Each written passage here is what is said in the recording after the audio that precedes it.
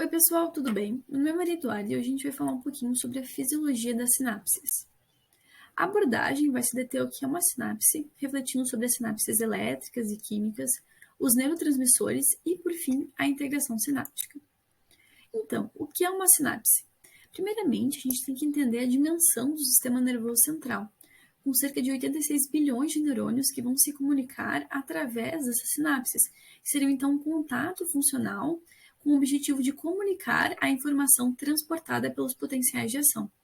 Essas sinapses podem ser denominadas de acordo com seu mecanismo de transmissão, em sinapses químicas e em sinapses elétricas. A base da transmissão sináptica vai estar relacionada intimamente com os mecanismos celulares que vão promover o fluxo iônico por meio de canais de membrana. No caso das sinapses elétricas, esses canais são as junções comunicantes, que vão promover um fluxo direto e passivo de íons. Já no caso das sinapses químicas, esses canais são canais com poros menores e mais seletivos que vão ser ativados a partir da ligação de um neurotransmissor aos receptores pós-sinápticos. Nessa videoaula, a gente vai se atentar às sinapses químicas, já que elas são mais frequentes e dessa forma têm uma importância maior no estudo neurofisiológico. Basicamente, uma sinapse química vai ter como componente o neurônio pré-sináptico, a fenda sináptica, o neurônio ou célula pós-sináptica, a célula da glia e o neurotransmissor. E, em síntese, como vai ocorrer a sinapse química? O neurotransmissor, que é sintetizado por esse neurônio pré-sináptico, ele vai ser estocado em vesículas. Quando houver um potencial de ação, a despolarização desse terminal pré-sináptico vai acarretar na abertura de canais de cálcio dependente de voltagem, e com isso, com esse influxo de cálcio, a gente vai ter a fusão de vesículas contendo o transmissor à membrana, promovendo sua exocitose à fenda sináptica. De maneira resumida, é papel desse neurônio pré-sináptico a síntese de neurotransmissores, a migração e o ancoramento das vesículas sinápticas pelo influxo do íon cálcio, que vai promover então a exocitose do neurotransmissor, e a regulação da fenda sináptica, que pode ocorrer pela recaptação do neurotransmissor, agindo de maneira a modular o seu efeito na fenda. Os neurotransmissores produzidos por esses neurônios pré-sinápticos, eles vão ser armazenados em vesículas já no terminal. E na imagem A, a gente consegue observar justamente a influência do cálcio na fusão dessas vesículas com a membrana plasmática. O influxo desse íon vai promover a exocitose dos neurotransmissores a partir de 3 eventos: da migração, do ancoramento à membrana e do rompimento das vesículas e da membrana plasmática. Nessa imagem, a gente observa justamente a ligação do cálcio a proteínas do complexo SNER, que vão ser responsáveis por esse ancoramento e por essa fusão da vesícula à membrana. Os neurotransmissores contidos nesse terminal, eles podem ser divididos em 2 grupos, de acordo com a sua produção, sua remoção e sua ação.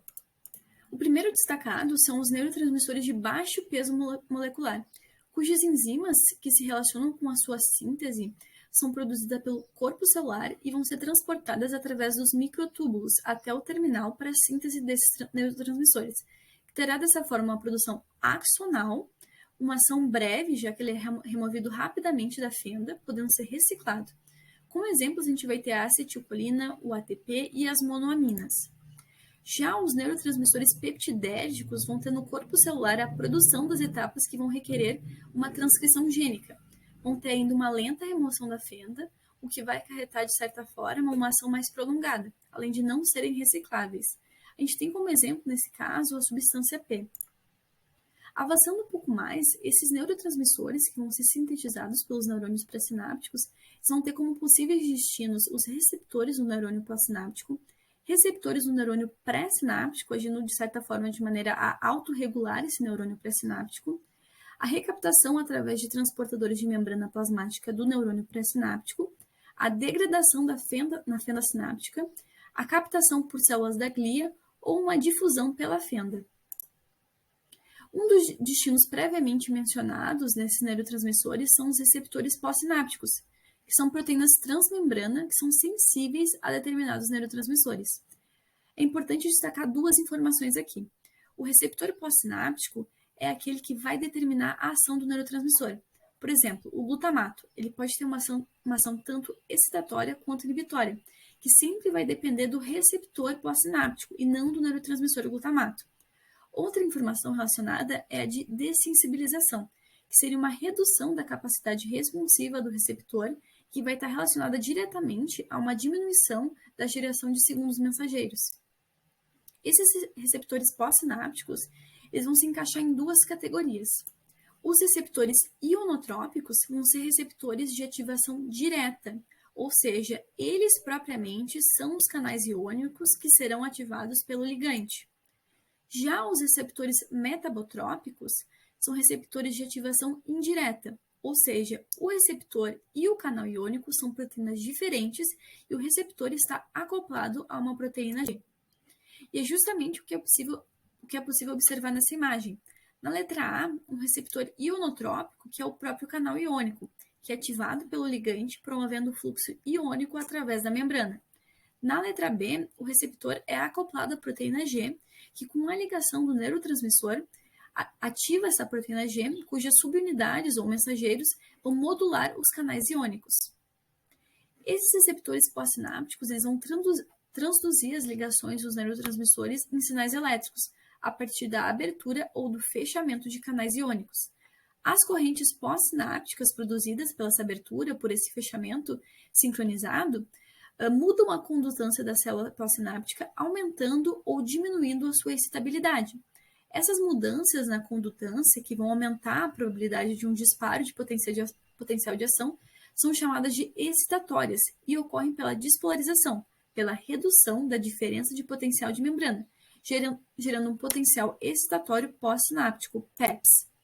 Isso ocorre a partir da indução pela ligação do transmissor à abertura de canais iônicos, que vai promover, por exemplo, o influxo de íons cálcio e de íons de sódio.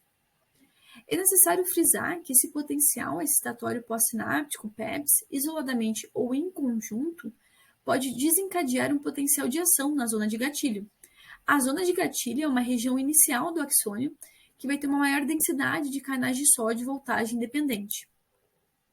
Além disso, essas mudanças na condutância, então, elas podem aumentar a probabilidade de disparo de potencial de ação, no caso excitatórias, como a gente acabou de ver, ou inibitórias, quando elas vão diminuir essa possibilidade de disparo a partir da hiperpolarização, que é o aumento da diferença de potencial da membrana plasmática, gerando um potencial inibitório pós-sináptico, um PIPS. Essa hiperpolarização é de igual maneira induzida pelo ligante, pela abertura de canais iônicos, que vão promover, nesse caso, por exemplo, o influxo de íons cloreto ou o efluxo de íons potássio. Essa movimentação vai reduzir a estabilidade da membrana.